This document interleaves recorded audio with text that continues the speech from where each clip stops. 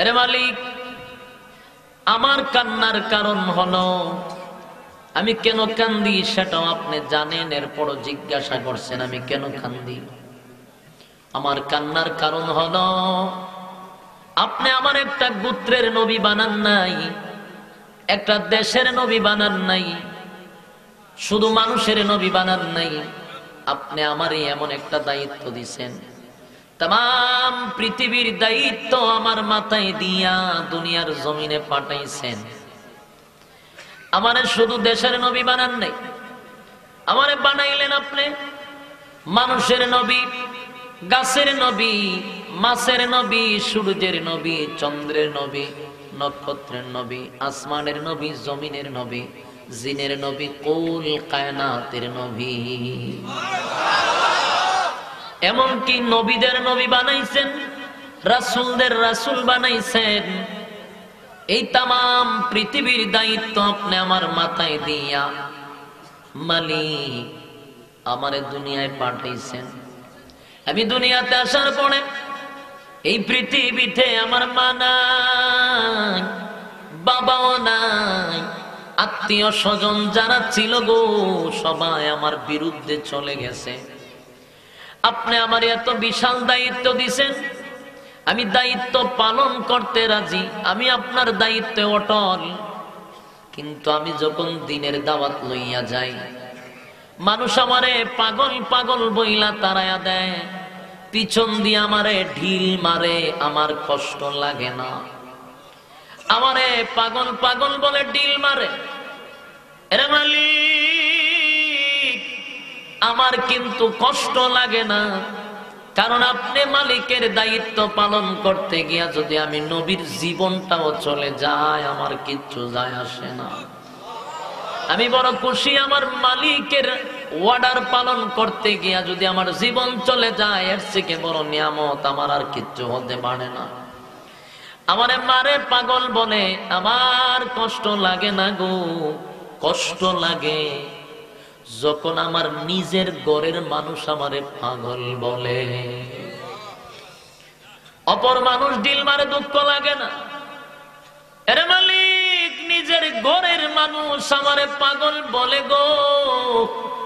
আমার আপন চাচি আমারে পাগল পাগল বলে, চাচা পাগল বলে, আমার চাচাতো ভাইয়েরা পাগল বলে। মানুষের কাছে এগুলা গিয়া বলে আমি নাকি পাগল হয়ে গেছি। আমি তোমার মহাগ্রন্থ আল কোরআন তেলাওয়াত করি, তারা অপবাদ দেয় আমি নাকি মন্ত্র পড়ি। আরে মালিক, তাই আমার বড় কষ্ট লাগে। আমার মাও নাই, বাবাও নাই, আমার এত মহব্বতের চাচা এবং চাচিরা আজকে আমার বিরুদ্ধে লেগে গেছে। আমি বলো না দিনের দাওয়াত লইয়া কেমনে যায়।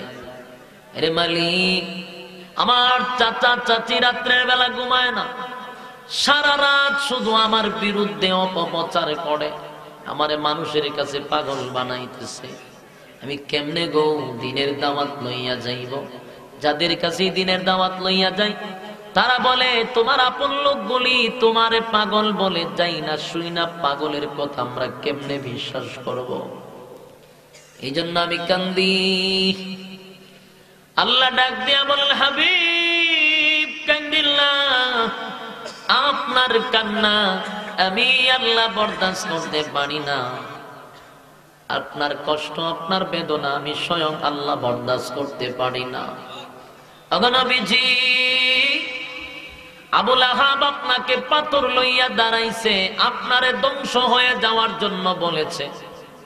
আপনি নবী কিন্তু প্রতিবাদ করেন নাই, চোখ রাঙ্গায়া তাকান নাই, কিন্তু আমি আল্লাহ কিন্তু তার বিরুদ্ধে কথা বলেছি। আপনি প্রতিবাদ করেন নাই, আমি আল্লাহ করছি। আপনাকে আবু লাহাব পাথর লইয়া দাঁড়াইছে, ধ্বংস হয়ে যাওয়ার জন্য বলছে, আপনি প্রতিবাদ করেন নাই, আমি আল্লাহ এটা বরদাস্ত করতে পারি নাই। সঙ্গে সঙ্গে আবু লাহাবের দাঁত ভাঙা জবাব দেওয়ার জন্য সূরা লাহাব নাযিল করে দিয়েছি। আবু লাহাব বলছে ধ্বংস হয়ে যাওয়ার জন্য আপনাকে, আর আমি বলেছি তাব্বাত ইয়াদা আবি لهب وتب ما أغنى عنه ماله وما كسب سيصلى نارا ذات لهب وامرأته حمالة الحطب في جيدها حبل من مسد অগণবিজি আপনাকে ধ্বংস হয়ে যাওয়ার জন্য বলেছে, আর আমি আল্লাহ বলেছি আবু লাহাব রে আমার নবী ধ্বংস হবে না, বরং তুই আবু লাহাব ধ্বংস হয়ে যাবি। ধ্বংস হইছে নি? ধ্বংস হয়ে যাবে, হয়ে গেছে। সায়াসলা নারান যাতা লাহাবি ওয়া ইমরাতু, এরে আবু লাহাব তোর মাল তোর আওলাদ কোনটাই কাজে আসবে না, আসেও নাই।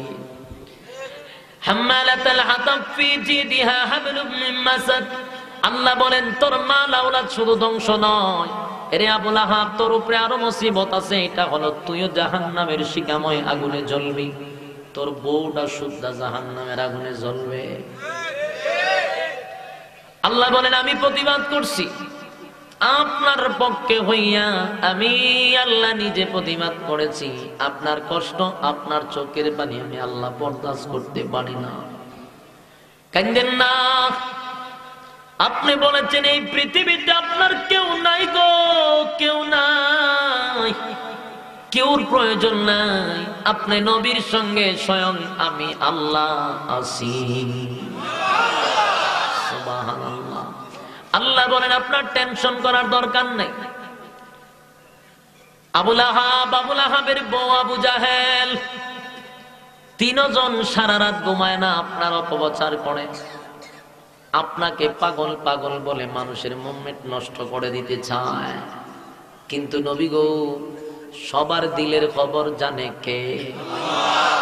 আল্লাহ বলেন আমি প্রত্যেকটা মানুষের দিলের খবর জানি, তাই সারা রাত তারা মেহনত করবে, সকাল বেলা প্রত্যেকটা মানুষের দিলের পরিবর্তন করে দিব আমি আল্লাহ। ঠিকই দেখা গেল সারা রাত আবু লাহাব ঘুমায় না, আবু লাহাবের বউ ঘুমায় না, আবু জাহেল ঘুমায় না, নবীর বিরোধিতা করে রে। আর আমার আল্লাহ রাব্বুল আলামিন সকাল বেলা প্রত্যেকের দিলের পরিবর্তন করে দিছে। পরিবর্তনটা কেমনে করলো? পরিবর্তনটা হইল রাত্রের বেলা তারা বলছে নবী পাগল, নবী মন্ত্র পড়ে, কেউ যেন নবীর কাছে দাঁড়াও না যায়। সকাল বেলা মানুষের দিলের পরিবর্তন আল্লাহ করে দিয়েছে, সব মানুষ একত্রিত হয়ে গেছে। যাদের কাছে নবীর বিরোধিতা করছিল সবাই এক জায়গায় জমা হয়েছে। জমায়া বলতেছে তোমাদের কাছে কি কালকে আবু লাহাব আসছিল? একজনে কয় আবু লাহাব তো আসছে, ওনার বউ আইছে, ওনার শ্বশুর আইছে। আরেকজনে কয় আমার ঘরে আসছিল। এইভাবে বলতে বলতে সবাই বলতে লাগলো হ্যাঁ আমাদের ঘরে, সবার ঘরে আসছে। এখন তারা বলতে চাইছে কি বলছে? বলছে ওনার বাতিজা নাকি পাগল হয়ে গেছে, আমরা যেন কেউ না যাই। তখন তারা চিন্তা করে গেছে। চিন্তাটা হলো আবু লাহাব আবু জাহেল এরা দামি মানুষ, তখনকার যুগের খুব দামি মানুষ ছিল, মানে সর্দার ছিল। আর তখনকার সর্দার আর বর্তমানের এমপিদের সমান মর্যাদা, কথা বুঝতে চায়? কারণ তখন সর্দার ইয়া তারা একটা গোত্র চালাইতো, একটা দেশ চালাইতো, কথা বুঝতেছেন? গোত্র একটা জেলা পরিমাণ জায়গা এরা চালাইতো, এদের নেতৃত্বে চলতো, এরা বিচার করতো, তাদের সম্মান বেশি ছিল না। এদেরকে কারো গড়ে ইচ্ছা করে দাওয়াত নেওয়া যায় না, আর মন চাইলে কেউ গড়ে যায় না। এক্সাম্পল দেই, আপনার এলাকার এমপি সাহেবের নাম কি? মাসুক চৌধুরী। আচ্ছা, মাসুক চৌধুরী উনি কি আপনার ঘরে এসে পয়সা ছাটা খায়? ফোন দিলে এসে পড়ে? বোঝা গেল এরা ব্যস্ত মানুষ, দামি মানুষ, সবসময় কি সবার ঘরে যায়? তখন আপনি টাইম না আনতেন না, ফোন দিয়ে আনতেন না। আবার একটা সময় আসবে দাওয়াত চালু আইব, সময় লাই এমনি আইব। আমরা ঠিক কইলো ঠিক, না কইলো ঠিক, তাহলে আপনার এলাকাতে না আমাদের এলাকাতে। হঠাৎ করে দেখবেন উঠানো এসে দাঁড়া রয়েছে, আয়া তখন সবার ডাক ডুক দিয়ে দাঁড়ায় না, কয় আমি আপনাদের কাজের লোক হইতে চাই, আমার একটু কাজের লোক বানাইবে। ওই যে আইসিন আর গেছিন, এরপরে আর আয় না। এই 15 বছরের ভিতরে আর দেখছি না। তো এমনি তারা আসে না। আবু লাহাব আর আবু জাহেল কিন্তু এমনি মানুষের ঘরে জাগা না। তখন এরা চিন্তা করছে যে এই লোকগুলা তো এমনি আসে না, হঠাৎ করে আসলো। যেমন আপনার এমপি সাহেব হঠাৎ করে যদি কেউ গরো রাত্রে যায়, আপনার মাথা নষ্ট হইতো না। বিষয়টা বুঝলাম না। এমপি সাহেব আইছেন, আমার উপর কোনো বিপদ আছে, হয় আয়াতুল কুরসি পড়বো, মানে লাইলেন তো সোনাকে নিয়ে জালিমিন করবো, নিশ্চয়ই কোনো ঘটনা ঘটছে। আচ্ছা, আসার পরে দরজা খোলার পরে বৈশা যদি বলে কইও আমি আইসলাম একটা দরকারি কাজে, কাজটা হইলো আমার বাতিজাটা পাগল হয়ে গেছে গা, তোমরা কেউ আমার বাড়ির কাছে যাইও না। উনি আবুল তাবুল বলে তো আমি যেন না জানি, যেন দাওয়াত দিতে আসছি। তখন আপনি আরো টেনশনে পড়বেন যে পাগল কি ওনার বাতি জানা, উনি আল্লাহ না জানে। একটা পাগলের কথা কইবার লেগে একজন সংসদ সদস্য আয় পড়ছে আমার বাড়ি, তো পাগল তো মনে উনি হয়েছে, টেনশন না। পাগল যদি হইয়া থাকে ওনার বাতি, তাহলে চকিদার আছেন না, চকিদার আর না কইব। আর পাগল হয়েছে এটা কে মানুষের ঘরে কইবার কথা, কথা পায় না। আচ্ছা, মনে করেন যে বলার এই কথা, তো এটা কি আর এমপি সাহেব আয়া কইতেইব না, ছেলেবেলা আছে? তো আপনি টেনশনও করবেন না যে এটা আসলে পাগলের কথা কইতে হয়েছে না, নিশ্চয়ই কেন বড় ধরনের কোনো কঠিন ষড়যন্ত্র আছে, ঠিক নেই? ওই আরবের মক্কা নগরী সব মানুষ এই টেনশনে পড়ছে যে আসলে পাগলের কথা কইতে পারছে না, নিশ্চয়ই বড় ধরনের চক্রান্ত আছে। আমরা যেন ওই পাগলের কাছে নিশ্চয়ই কোনো দামি জিনিস আছে, যেটা আমরা যেন না জানি, না শুনি, না দেখি, আগের থেকেই আমাদেরকে অ্যালার্ট করে দিছে। এটা তাদের একটা গভীর ষড়যন্ত্র। তো সবাই বসে এখন কি করতেইব, কি করতেইব? আবার এমপি সব যদি পাগলের কথা কয়, তাহলে পাগল এটা শুরু না, এটা আন্তর্জাতিক মানের পাগল। এই পাগলে না দেখতে পারি কেমনে? নিশ্চয়ই পাগল, এটা বড় ধরনের। চলো আমরা দেখতে পাগলটা। সুবহানাল্লাহ, আসেনি কেন? সারা রাত মেহনত করলো পাগলের কাছে যেন না যায়। সকালবেলা সবাই কয়টা দেখতেই পাগলটা কেডা। সুবহানাল্লাহ। ওই যে আল্লাহ কইছে আমি দিলের পরিবর্তন করে দিব। সব মানুষ কাফেলা লইয়া ছুটছে পাগল দেখতে, সব মানুষ ছুটছে। আর রাসূল সাল্লাল্লাহু আলাইহি সাল্লাম তখন বসা ছিল খানায় কাবার কাছেই। তারা গেছে রাসূলকে দেখার লাগে, মানে পাগল দেখতে গেছে। আল্লাহর নবীর সামনে গিয়ে যখন মানুষ দাঁড়াইছে, আর রাসূল আরবি সাল্লাল্লাহু আলাইহি সাল্লামের এমন একটা সুন্দর চেহারা আল্লাহ দান করছে, এই চেহারা আর পৃথিবীর কোন সৃষ্টি জগতের কাউরে আল্লাহ দেয় নাই। ওয়ান পিস একমাত্র রাসূলের। আর এরকম চেহারা পৃথিবীতে কেউরে দেও নাই, দিবেও না। একবার তাকাইলে পেটের কিদা নিবারণ হয়ে যায়, পানির তৃষ্ণা নিবারণ হয়ে যায়। এইলো রাসূলের চেহারার এত বরকত। তারা যে গিয়ে প্রথম তাকাইছে আর চোখের পলক লড়ে না, এক দৃষ্টিতে সবাই তাকায় আছে। আর প্রত্যেকের কানের মধ্যে খালি তুলা লাগায়, কানের ভিতরে তুলা। তুলা কেন জানেন নি? আবুল আহাবের বউ বইলা গেছে যে উনি মন্ত্র পড়ে, আর মন্ত্র যে শুনে হে পাগল হয়ে জায়গা। কিন্তু দেখতে হয়েছে ঠিক, কিন্তু ভিতরে একটা বয় বয় এলে খানের ভিতরে আগে তুলা লাগাই রাখছে। দেখলে তার কিচ্ছু হইতো না, শুনলেন না পাগল হয়ে যাবো গা, এলে খানের ভিতরে তুলা। কিন্তু আমি আপনাদের কাছে জানতে চাই, হেদায়েতের মালিক কে?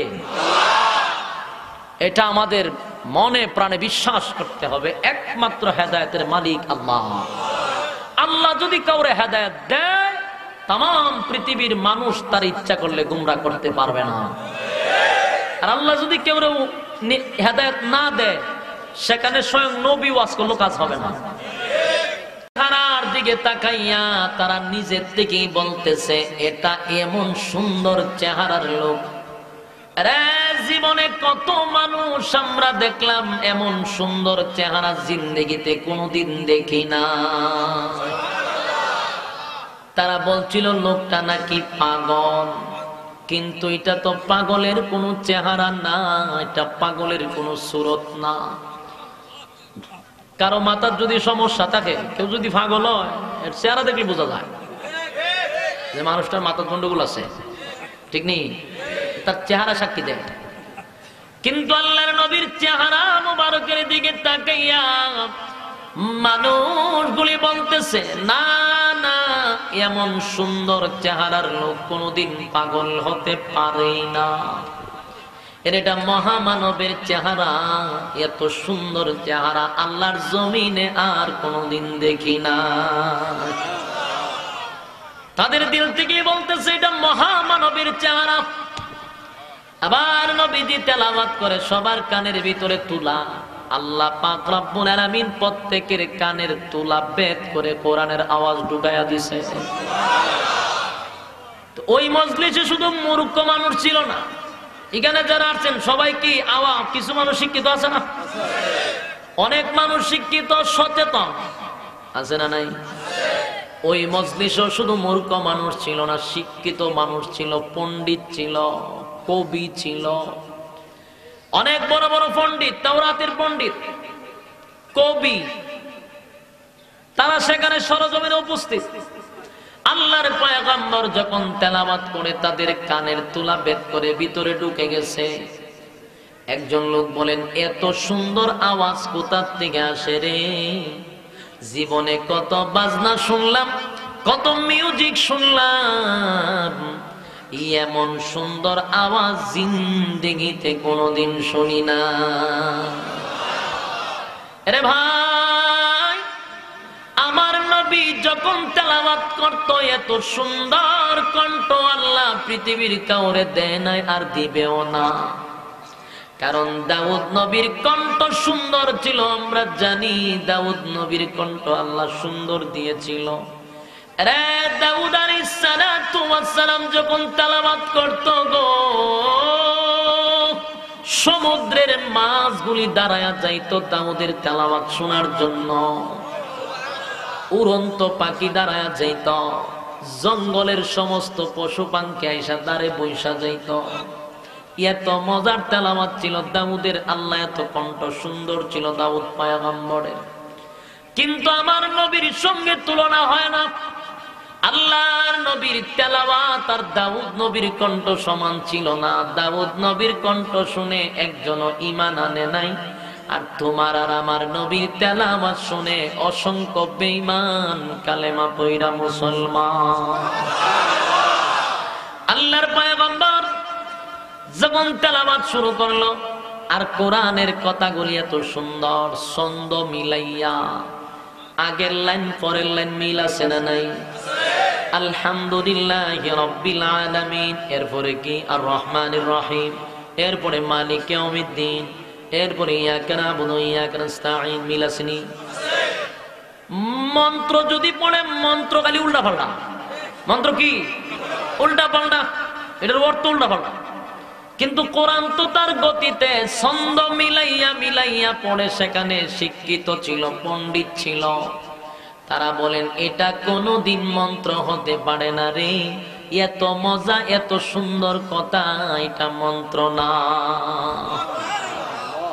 পড়তেছে নবীজি আলহামদুলিল্লাহি রাব্বিল আলামিন আর-রাহমানির রাহিম মালিকি ইয়াউমিদ্দিন।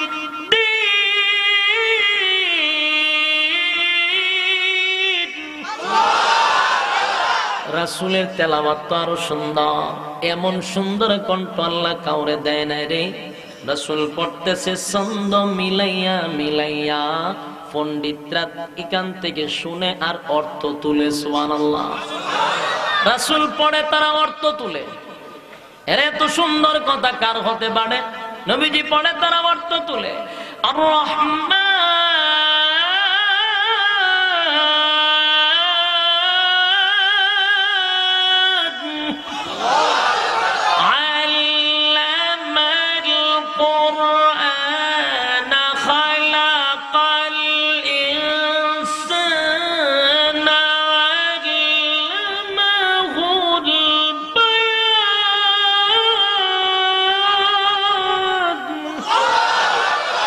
রাসূল পড়ে, তারা অর্থ তুলে আর বলে এত সুন্দর কথা পৃথিবীর কোনো মানুষের দ্বারাই বলা সম্ভব না রে। আমরা তো কবি পণ্ডিত, আমরা বুঝি না, না এত সুন্দর কথা মানুষের দ্বারাই সম্ভব না। বুঝে ফেলেছি এটা মানুষের বানানো নয়, এটা খানায় কাবার মালিকের কথা। একটা তোর মাইরা আল্লাহর পয়গম্বরের কাছে গিয়া বলে, নবী গো কালেমাটা পড়াইয়া দেন। বুঝতে পেরেছি আপনি সাধারণ মানব না, আপনি শ্রেষ্ঠ মানব, মহামানব। আপনি হলেন এই জামানার শেষ পয়গম্বর। আমরা বিশ্বাস করি, পড়াইয়া দেন লা ইলাহা ইল্লাল্লাহু মুহাম্মাদুর রাসূলুল্লাহ সাল্লাল্লাহু আলাইহি ওয়াসাল্লাম। আরে ভাই, লম্বা কথা, একের পর এক দিনের দাওয়াত বাড়তেছে। যতই রাসূলের বিরোধিতা করে তত দিনের দাওয়াত তত বাড়তেছে বাড়তেছে। আবু লাহাবের বউ আবু জাহেলের মেজাজ গেছে গরম হইয়া। যত সমালোচনা করি রে তত খালি মানুষ বাড়ে, যত বিরোধিতা করি তত খালি তার বিজয় হয়। না না, সমালোচনা করব না। এখন কি করব? এখন সিদ্ধান্ত নিছে রাসূলকে দুনিয়ার থেকে বিদায় করে দিব। আসেনি কেন? নাউজুবিল্লাহ আছে। এখন সিদ্ধান্ত নিছে রাসূলকে মেরে নিব। আবু লাহাবের বউ বলে মারব পড়ে, এর আগে তার চরম পর্যায়ের অপমান করতে হবে। নাউজুবিল্লাহ আসেনি? চরম পর্যায়ের বেইজ্জতি করতে হবে। কিভাবে? বলে আমাদের দুইটা ছেলেকে তার কাছে পাঠাইয়া তার উপরে আমরা হামলা করব। আমাদের দুই ছেলে তারে হামলা করবে, তার আল্লাহর শানে বেয়াদবি করবে, গালি দিবে। নাউজুবিল্লাহ। আরে ভাই, আবু লাহাবের দুইটা ছেলে বেয়াদব, দুইটা ছেলে রাসূলের সামনে দাঁড়াইয়া নবীর উপরে হামলা করেছে, নবীর জামা টান দিয়া ছিঁড়ে ফেলেছে। মানুষের সামনে নবীরে শরীরের জামা টান দিয়া ছিঁড়ে।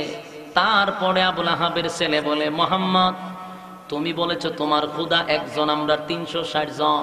বাপ দাদার ধর্ম নিয়ে কথা বলেছ, তোমার আল্লাহ আমরা মানি না, এমন আল্লাহর সঙ্গে আমরা দুই ভাই যথেষ্ট। নাউজুবিল্লাহ। আল্লাহর শানে বেয়াদবি করেছে, আল্লাহরে গালি দিছে। দুই ভাই আল্লাহর নবীর সঙ্গে বেয়াদবি করে চলে আসছে। আল্লাহর নবী রাগান্বিত হয়ে গেছেন, চোখের পানি ছেড়ে দিয়া নবী কান্দে আর বলে, মালিক রে, আবু লাহাবের ছেলেরে তুমি ধ্বংস কইরা দাও। এখানে একটা জিনিস ভালো করে বুঝবেন, আমার নবী কোনদিন কারো নামে বদুয়া দেয় নাই, নবী কোনদিন বদুয়া দিছে না। কিন্তু আবু লাহাবের ছেলের নবী বদুয়া দিছে। আমার নবী কাউরে বদুয়া দেয় নাই, আবু লাহাবের ছেলেরে বদুয়া দিছে। আল্লাহর নবী কান্দে আর বলে, মালিক, আবু লাহাবের ছেলে আমার শরীরে হামলা করছে, আবার জামা টান দিয়া ছিঁড়ে ফেলেছে, মানুষের সামনে আমার চেহারায় আঘাত করেছে। আমি কষ্ট পাই নাই গো, আমি এই জন্য কান্দি না, এই জন্য বদুয়া দিছি না। কারণ আমি তোমার দ্বীনের জন্য, ইসলামের জন্য জীবনে কত মার খাইছি, কোনদিন বদুয়া দিছি না। আমার নবী কি কম মার খাইছে? আল্লাহর পয়গম্বর বলেন, মালিক, আমারে কাপড় টান দিয়া ছিঁড়ে ফেলেছে, আমার উপরে হামলা করেছে, আমি এই জন্য কান্দি না গো। কারণ তোমার দ্বীনের জন্য, ইসলামের জন্য জীবনে কত মার খাইছি। তায়েফের ময়দানে আল্লাহর নবীর শরীরের রক্ত জড়াইছে। নবী দ্বীনের দাওয়াত লইয়া তায়েফের ময়দানে গেছে।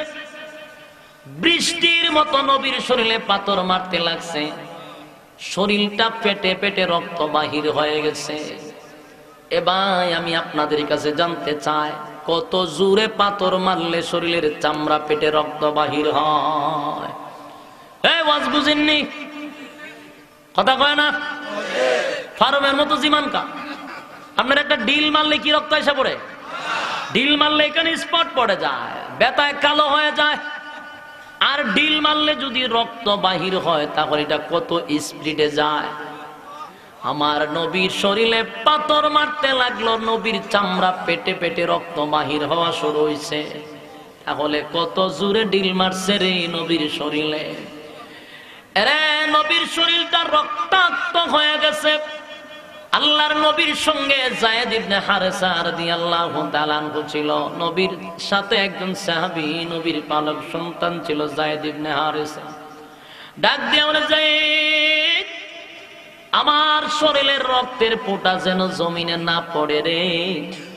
আমার শরীরের রক্তের ফোঁটা যদি জমিনে পড়ে উপায় নাই, জমিন আমার রক্তের লুট সহ্য করতে পারবে না। আরে যায়েদ, আমার রুমাল দিয়া রক্তগুলা মোচন কর। যায়েদ রাদিয়াল্লাহু তাআলা নবীর রুমাল দিয়া সমস্ত শরীরের রক্ত মুছে, কিন্তু রুমালটা রক্তে ভিজে গেছে, রক্ত শোষণ করে না। এবার রক্ত বাহির হইলে নবীর শরীরের সঙ্গে মিশায়া দেয়, তারপর রক্ত বাহির হয়। নবীর জুতার সঙ্গে পা লেগে গেছে রক্তে, রক্তাক্ত হইয়া নবী বেহুশ হইয়া জমিনে পড়ে যায়, এমন অবস্থা শুরু হয়ে গেছে। এইদিকে জুতা বেদ করে একটা রক্তের ফোঁটা ঝুলন্ত জমিনে পড়ে যাবে। নবী দেখে নাই, যায়েদও দেখে নাই। আল্লাহ ডাক দিয়া বলে, জিব্রাইল রে, তুমি কোথায়? জিব্রাইল বলে, মালিক রে, আমি সিদরাতুল মুনতাহায়। আল্লাহ ডাক দিয়া বলে, জিব্রাইল, তায়েফের ময়দানে আমার নবীর জুতা মোবারকের নিচে রক্ত ঝুলে আছে, কোন সময় জমিনে পড়ে যাবে। যদি জমিনে রক্তের ফোঁটা পড়ে যায় রে, আমি আল্লাহর কোনো অর্ডার লাগবে না, আমি আল্লাহর কোনো অনুমতি লাগবে না। রক্তের ফোঁটা জমিনে পড়ার সাথে সাথে জমিনের মধ্যে ভূমিকম্প শুরু হয়ে যাবে। এরে ভাই, আমার নবীর রক্তের ওজন বেঈমানরা না বুঝলেও মাটি বুঝে গো, জমিন বুঝে।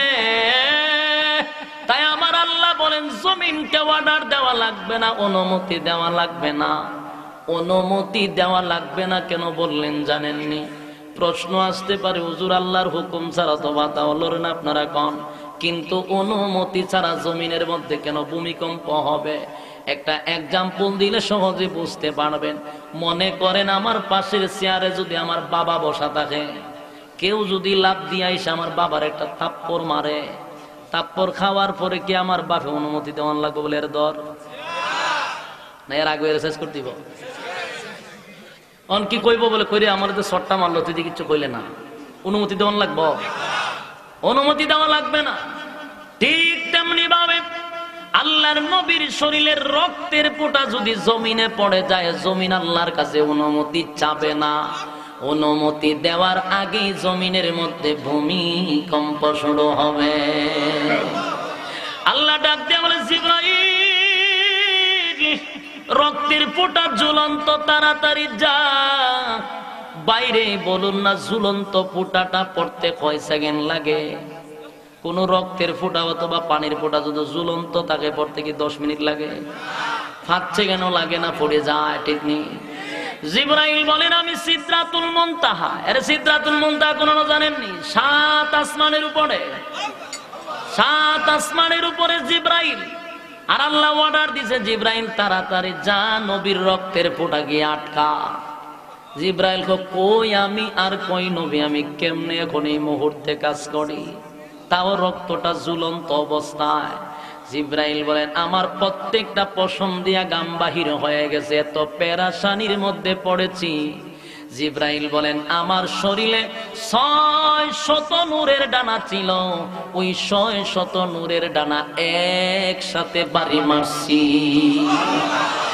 একসাথে 600 নূরের ডানা বাড়ি মারার সঙ্গে সঙ্গে জিবরাইল বলেন, আল্লাহর নবীর রক্তের ফোঁটা তায়েফের ময়দানে জুতা বেদ করে জমিনে পড়ার আগে আগে আমার নূরের ডানা নবীর জুতার নিচে চলে গেছে। আল্লাহু আকবার বলেন। আরে ভাই, এই নবীর রক্তের ফোঁটা পড়তে দেয় না গো। আল্লাহর নবীর রক্তের ফোঁটা জমিনে পড়তে দেয় না। জিবরাইল বলেন নূরের ডানার নিচে বিছায়া দিলাম, নবীর রক্তের ফোঁটা পড়তে দেই নাই, নবী বেহুশ হয়ে গেছে, রক্ত শূন্যতা, এমন অবস্থা হয়েছে নবী কখন হুঁশ কখন বেহুশ। জিবরাইল বলে নবী গো, গজবের ফেরেশতা লই আপনার সামনে হাজির হয়ে গেছি, অনুমতি দেন, অনুমতি দেন, অনুমতি দেন। সাথে সাথে তায়েব বাসীরে একেবারে ধ্বংস করে মাটির সঙ্গে মিশায়া দিব। আরে ভাই খুব খেয়াল করবেন, এত রক্তাক্ত হওয়ার পরে, এত মায়ের খাওয়ার পরে আল্লাহর নবী বলেন জিবরাইল রে সাবধান, আমার আল্লাহ যেন রাগ না কইরা তায়েববাসীরা যেন ধ্বংস না করে। তারা বুঝতে পারে নাই রে, না বুঝা আমার আঘাত করছে। আমি দোয়া করি মালিক তুমি তায়েববাসীকে হেদায়েত দান করো, আমারে বুঝতে পারে নাই জন্য মারছে। নবীর মায়া দয়া কত ছিল, সুবহান। এরে ভাই এত রক্তাক্ত হওয়ার পরেও বদুয়া দিছে, উল্টা দোয়া করছে, ঠিক কিনা? বদুয়া দেয় নাই, বরং দোয়া করছে রে। তাহলে আবু লাহাবের ছেলেরে কেন বদুয়া দিল? বুঝার জন্য একটু মনোযোগ দিতে হবে। এত মায়ের খাইলো তায়েফের ময়দানে, বদুয়া দিল না। এখানেই নবীর মায়ের খাওয়া শেষ নয়, উহুদের ময়দানে নবী মার খাইছে, নবী উহুদের ময়দানেও মার খাইছে, বদুয়া দেয় নাই। উহুদের ময়দানে নবীরে মারার জন্য বেঈমানরা চতুর্দিকে তীর মারে, নবীরে হেফাজত করার জন্য সাহাবায়ে কেরামরা দাঁড়ায়া গেল। একজন নয়, 5 জন সাহাবী দাঁড়ায়া গেছে নবীরে হেফাজত করার জন্য। একটার পর একটা তীর তাদের বুকে পড়ে, পেটে পড়ে, শরীরে পড়ে, কারো চোখকে পড়ার সাথে সাথে চোখটা মাটিতে পড়ে গেছে। এইভাবে তীর মারা শুরু করে দিয়েছে। অসংখ্য 40টা 30টা তীরের আঘাত লইয়া আল্লাহর নবীরে হেফাজত করার জন্য দাঁড়ায়া গেছে। একজন সাহাবী পিছন দিকে টান দিয়া বলে, বাইরে ও তালহা, আমার একটু সুযোগ দে না ভাই, তোর শরীরে তো তীর পড়ার আর জায়গা নাই, জাজরা হয়ে গেছস রে ভাই, একটু সুযোগ দে। কিয়ামতের কঠিন ময়দানে আমি যেন আশিকে রাসূল হইয়া আল্লাহর দরবারে দাঁড়াইতে পারি, আমার একটু সুযোগ দে ভাই, একটু সুযোগ দে। তালহা রাদিয়াল্লাহু তাআলা আনহু বলেন, না, যতক্ষণ দেহে প্রাণ থাকবে গো, এই দেহে যতক্ষণ প্রাণ থাকবে আমি একটা মিনিটের জন্য পিছন দিকে পিছপা হব না। আমার নবীরে বাঁচানোর জন্য আমার শরীরের তাজা জীবনটা দিয়া দিব। এইভাবে করতে করতে 5 জন সাহাবী শাহাদাত বরণ করেছে নবীরে হেফাজত করতে গিয়া। আরে ভাই, বেঈমানরা দূর থেকে নবীর চেহারা মুবারকের মধ্যে ঢিল মেরে দিল পাথর দিয়া, এমন জোরে আঘাত করেছে নবীর উপরে পাথরটা পরে নবীর দান্দানটা ভেঙে গেছে, সামনের 2টা দান্দান শহীদ হয়ে গেছে, নবী রক্তাক্ত হয়ে গেল। পাথর দিয়ে এমন জোরে আঘাত মারলো, মাথার মধ্যে লোহার হেমলেট ছিল, লোহার হেমলেটটা ভেঙে লোহার একটা পাত নবীর মাথা ভেদ করে ভিতরে ঢুকে গেছে। নবী আঘাত পাইয়া বেহুশ হইয়া জমিনে পড়ে গেছে, নবী কথা বলতে পারে না, বেহুশ হইয়া জমিনেই পড়ে গেছে। এই সুযোগটা কাজে লাগাইছে মিস্টার শয়তান, চতুর্দিকে ঘোষণা করে দিয়েছে, কতিলা মুহাম্মদ, মুহাম্মদ নাই রে, দুনিয়া থেকে মুহাম্মদ বিদায় হয়ে গেছে। যেই মাত্র খবরটা উহুদের ময়দানে শোনায়া দিছে, হযরত উমরের মতো সাহাবী তরবারি হাত থেকে ফালায়া দিছে, আলীর মতো সাহাবী তরবারি হাত থেকে ফালায়া দিল। বড় বড় সাহাবী, যাদের যেই সমস্ত সাহাবীদের সামনে বেঈমানরা দাঁড়াইতে খবর হয়ে যাইত, এমন সাহাবীদের হাত থেকে তরবারি ফালাইয়া মাটিতে বইসা গেছে। চোখের পানি ছেড়ে দিয়া কান্দে আর বলে, কার জন্য যুদ্ধ করব রে, যে উহুদের ময়দানে নবী নাই, কার জন্য যুদ্ধ করব? সাহাবীরা এমন কান্না শুরু করলো যেন তাদের জীবন শেষ, মাটিতে লুটায়া পড়ছে। ওইদিকে আবু বকর কান্দে, ওইদিকে তরবারি ফালাইয়া উমর পাগলের মতো হয়ে গেছে। হযরত আলী কাঁদলে। আর শয়তান শুধু উহুদের ময়দানে না, গোটা মদিনায় খবর পৌঁছে গেছে আমার নবী দুনিয়ায় নাই। যেই খবরটা মদিনায় চলে গেছে, আরে গোটা মদিনায় খবর হয়ে গেল নবী নাই,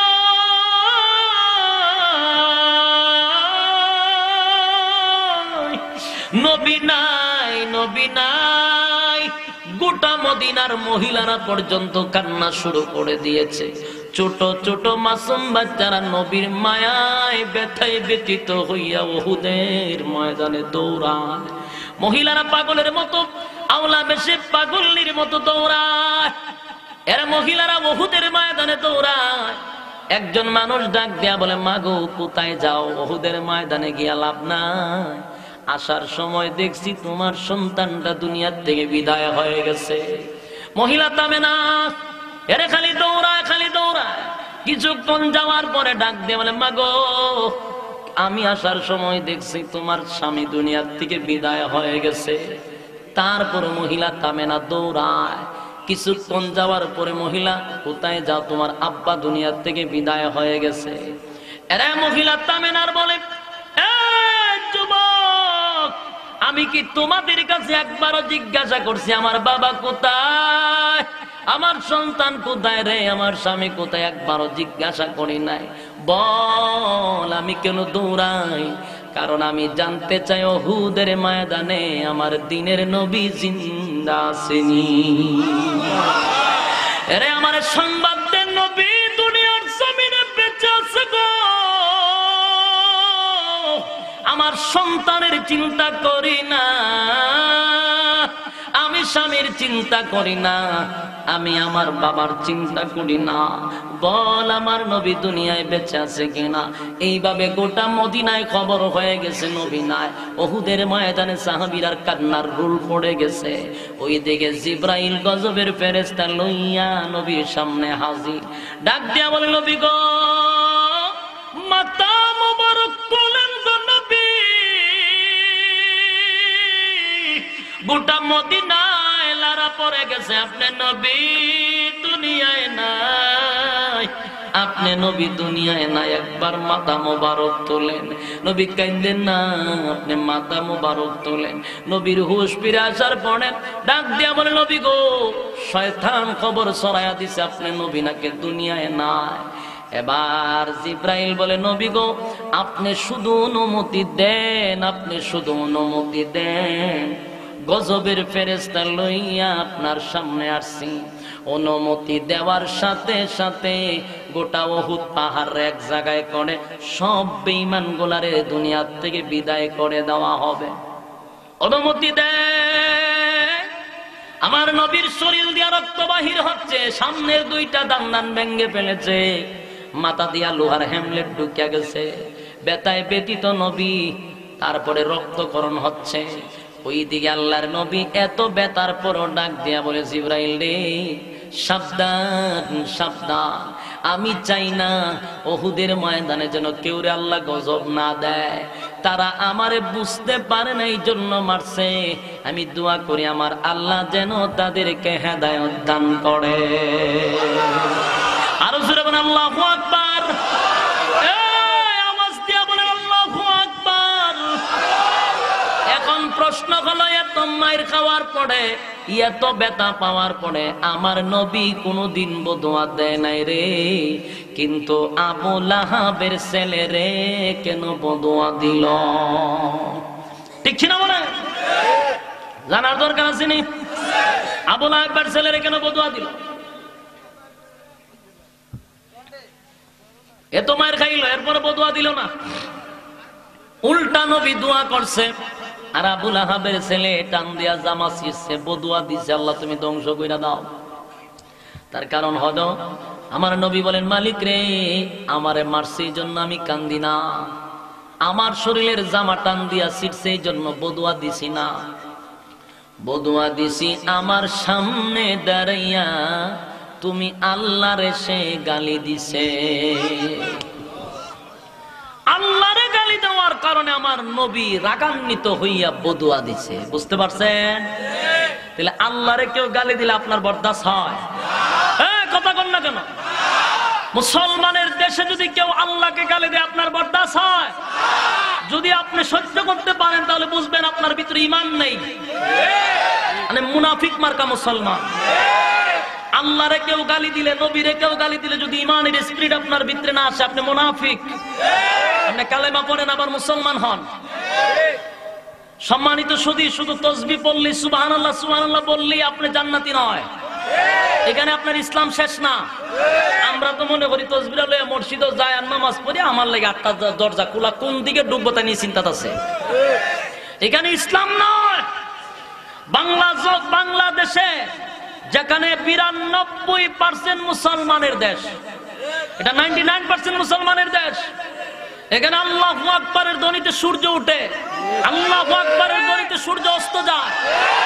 সেই দেশে যদি কোন নাস্তিক আর মুরতাদ আর কোন রাম ভাম যদি আল্লাহকে নিয়ে গালি দেয়, এটা বরদাস্ত করা যাবে না। ইতিমধ্যে আপনারা জানেন, এক কুলাঙ্গার পতিতালয়ের এক মহিলা বাউল শিল্পী গায়িকা আল্লাহকে মুনাফিক বলে গালি দিয়েছে। শুনেন, আল্লাহকে মুনাফিক বলে গালি দিয়েছে, আল্লাহকে শয়তান বলে গালি দিয়েছে। এদেশের 92% মুসলমানের দেশে যদি কোন কুলাঙ্গার আল্লাহর সামনে বেয়াদবি করে, তাওহীদ জনতা এটা বরদাস্ত করতে পারবে না। আমরা স্পষ্ট জানাইতে চাই,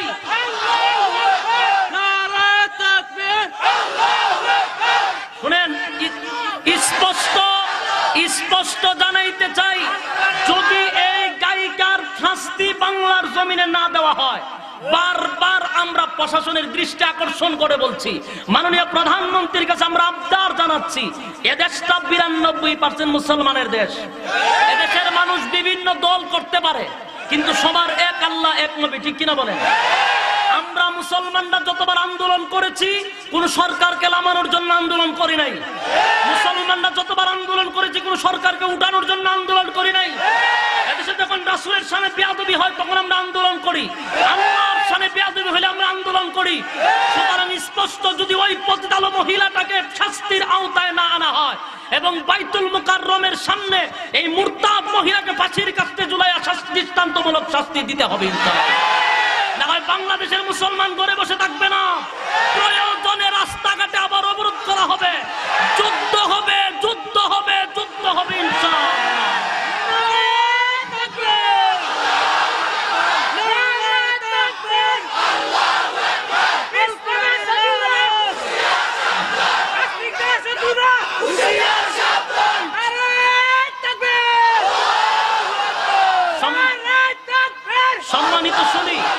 সম্মানিত শুধু আমি একটা জিনিস আশ্চর্য, কিছুদিন ধরে অতিরিক্ত হচ্ছে, আমি আশ্চর্য হয়ে গেলাম। বাউল শিল্পীর মতো এই সমস্ত একেবারে বাজে লোকগুলা ইসলাম নিয়ে কটূক্তি করার সাহসটা কোথার থেকে পাইছে, আমাদের দেখা দরকার।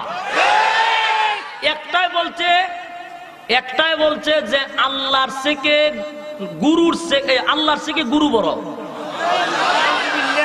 এটা একটা বলছে। আর একটা বললো কি, যে গান বাজনা জায়েজ, নবী গান না শুনলে ঘুম ধরতো না।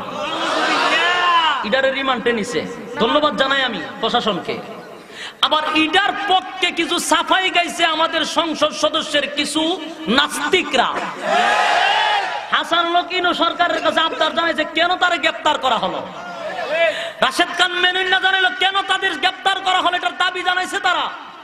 কিন্তু আলহামদুলিল্লাহ দেশের প্রধানমন্ত্রীকে ধন্যবাদ জানাই, উনি খুব সুন্দর বক্তব্য দিচ্ছেন। পার্লামেন্টারি বক্তব্য আমি শুনছি, আমি ভাবছিলাম না জানে হের বক্তব্য প্রধানমন্ত্রী কি বলে, কিন্তু উনি যে এমন সুন্দর দাঁত ভাঙ্গা জবাব দিয়ে দিছে, আমার খুব মজা লাগছে। এই সময় মজাটা লাগছে কারণে প্রধানমন্ত্রী উঠে সেরে বলেন, মাননীয় সংসদ সদস্য আপনি আমাকে প্রশ্ন করছেন তারে কেন রিমান্ডে নেওয়া হচ্ছে, সে কি ফেরেশতা যে তার কোনো ভুল হয় না? তখন বলছে বাউল শিল্পীদেরকে আমরা দূরে সরানোর চেষ্টা করতেছি। প্রধানমন্ত্রী বলে গান গাওয়া, গান গা, গান গা, ফাজিলের বাচ্চা বল গান গা, বাধা দিছে কেউ? গান তো তুই ওয়াজলাম সৎ কেন? তোর কাজ হইলো গান গাওয়া, তুই গান তুই ওয়াজ দিস কা?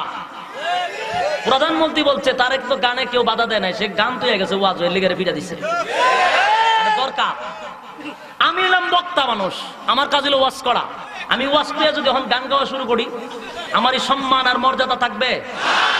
তাহলে তোর কাজ হলো তুই গান গাইবে, তুই গান গাইতে থাক। তুই গান দিয়ে আওয়াজ গেছ কা ফিডাইতে ফিডাইতে ফিডের সামনে তুলে নেওয়া দরকার, ঠিক কিনা? এখন এডির বিচার না হওয়ার কারণে একটার পর একটা গাঞ্জা দেখায়, দেখা খায় না, তো এটা তো ডেড ওভার থাকে অনেকটি। যে গাঞ্জা খায় এডির অনেক সময় আপনার ডেট থাকে না। এই গাঞ্জা খায় সেটা উল্টা পাল্টা কয়, নবী গান না শুনলে ঘুমা ধরতো না। একটার জনতায় যদি ইচ্ছা মতো সাইজ করতে পারত, ফিডের সামরা তুলে তো বাইরে আসে, সবটি সুযোগ গেল বলে। এই মহিলাটা নিশ্চয়ই কোন পতিতালয়ের হবে, বেশ্যাপাড়ার হবে। এর চেয়ে কোনো বাজে ভাষা জানলে আমি আরো ইউজ করতাম। কারণ যেখানে আমার আল্লাহকে গালি দিছে, যেখানে আমার আল্লাহকে মুনাফিক বলছে, আমরা তো মনে করি এটাকে ফাঁসি দেওয়ার দরকার। আর ফাঁসি না দিতে আপনার কাছে পাঠাই দেয়, ফাঁসি না দিলে আপনার কাছে পাঠান, জুতা দা ফিরাইয়া দুনিয়াতে বিদায় করা হবে। সম্মানিত শুধু আপনার দায়িত্ব শুধু তসবি পড়া না, আপনার দায়িত্ব শুধু পাঁচ ওয়াক্ত নামাজ পড়ার মধ্যে সীমাবদ্ধ না। আপনি যদি ইমানদার হন তাহলে এই ব্যাপারে প্রত্যেকটা মুসলমানের কথা বলা এটা মুসলমানের ইমানই দায়িত্ব।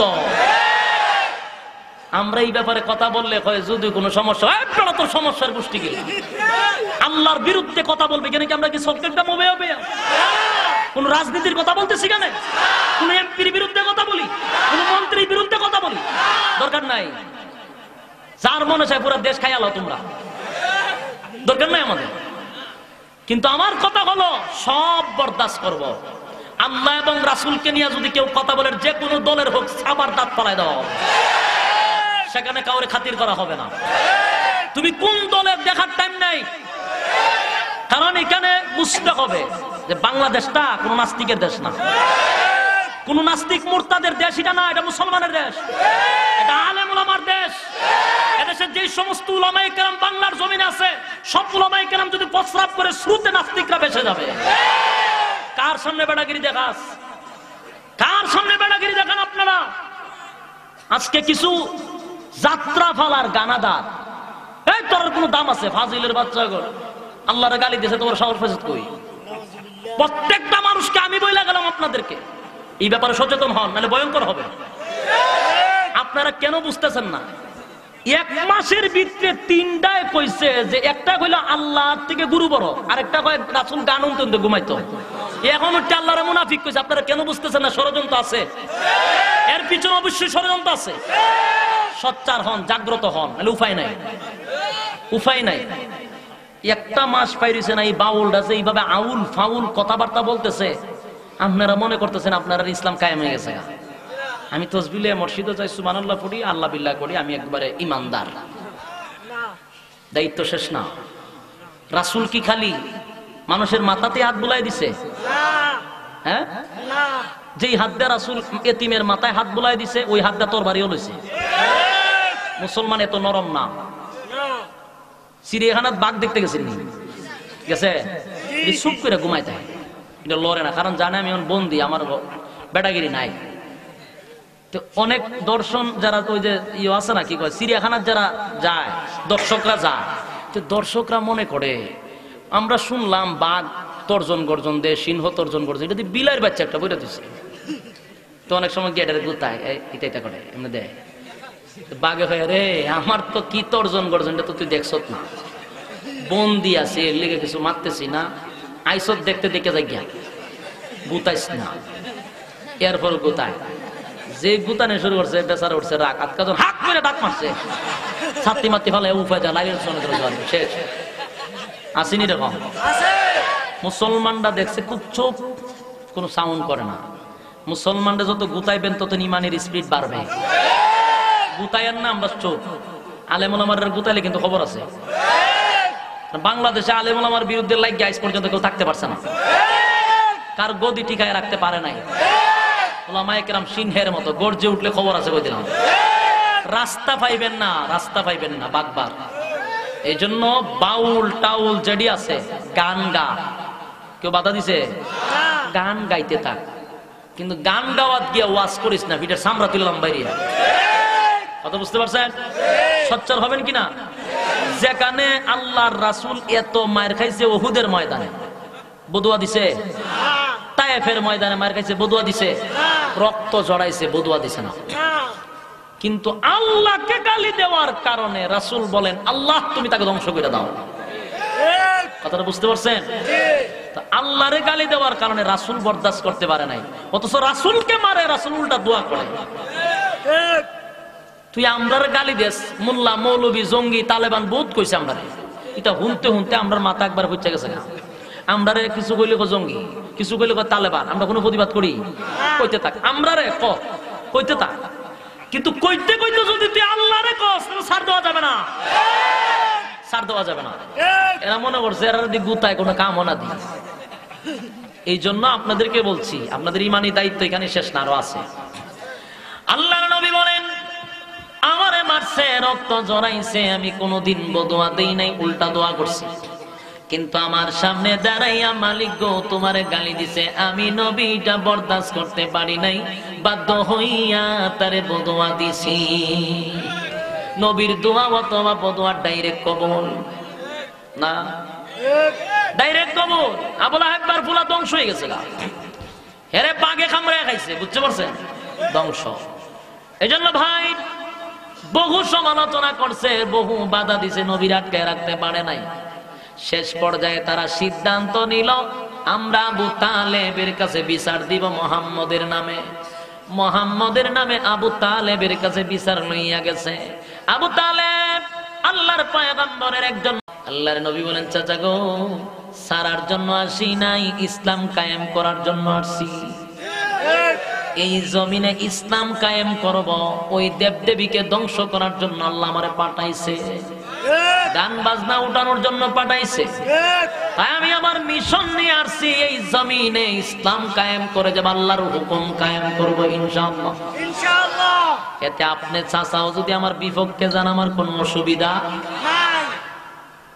আবু তালেব রাসূলকে চিনেনি, কথা বল না দি, আবু তালেব রাসূলকে চিনে, ডাক দিয়া বলে, বাতিজা তোমারে চিনি, আমারে নতুন করে চিনাইতে হবে না, তুমি তোমার কাজ করো, কেউ যদি বাধা দেয় আমার তরবারে দিয়া ফয়সালা হবে।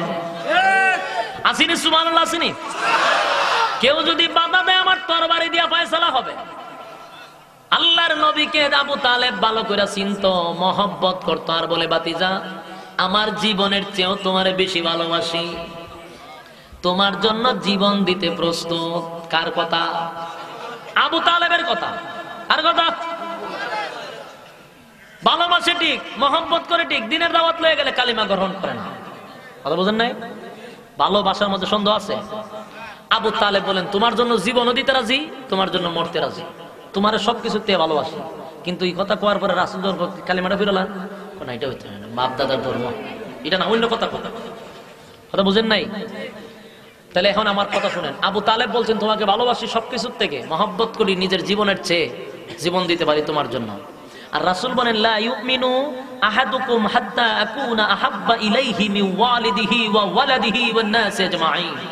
রাসূল বলেন, তোমরা ততক্ষণ না পর্যন্ত মুমিন হইতে পারবা না, যতক্ষণ না পর্যন্ত তোমার মা, বাবা, স্ত্রী, পুত্র সবকিছুর থেকে আমি রাসূলকে বেশি ভালো না বাসবা। তোমরা ততক্ষণ না পর্যন্ত মুমিন হইতে পারবা না, যতক্ষণ তোমাদের জীবনের চেয়ে বেশি আমাকে মহব্বত না করবা, মানে জীবন দিতেই। তাহলে আবু তালেবের কথা আর রাসূলের কথা মিল আছে না? মিল আসেনি? আছে। তো মিল থাকলে তো জান্নাতে যাওয়ার কথা, কিন্তু আবু তালেব গেছে কোথায়? জাহান্নামে গেছে। কেন? ভালো কম বাড়ছে, ভালোবাসতো বেশি। এবং তাম বাংলাদেশের সমস্ত আশিকের রাসূল যদি এক পাল্লায় রাখা হয়, আবু তালেবের একদিনের 1 সেকেন্ডের ভালোবাসার সমান হবে না। কিন্তু এত ভালোবাসা তো হয়ে গেছে, জাহান্নামে গেছে এত ভালোবাসা লইয়া। তার কারণ কি ছিল? বলে ভালোবাসা ঠিকই ছিল, অনুসরণ ছিল না। ভালোবাসা ঠিকই ছিল, অনুসরণ ছিল না। বুঝেন নাই কথা?